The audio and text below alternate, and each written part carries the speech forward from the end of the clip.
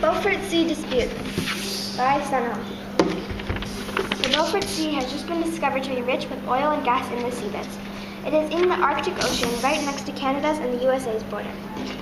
There are 5 countries in total arguing about who has the access to these resources: Canada, Denmark, Norway, Russia, and the US. The two neighboring countries are aiming for a compromise that suits both countries. How should the borders of the Beaufort Sea be decided, and why? The USA claimed their 200-mile zone first in 1976 and Canada in 1977. Although some say that the US claimed it first, there's more to it.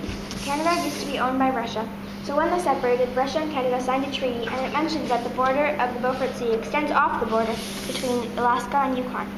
This is on the 141st prime meridian line.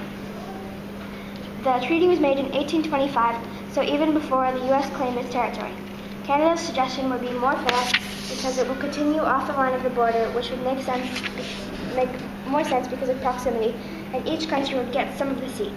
And Canada would have access to a little bit more because the sea mostly runs close to Canada and much less of it is closer to the US. Canada's treaty with Russia said that the border of the Beaufort Sea goes directly off the borderline of Alaska and Yukon. The treaty was made a long time before the US claimed its part of the ocean. Before Canada became an independent country, it was ruled by Russia.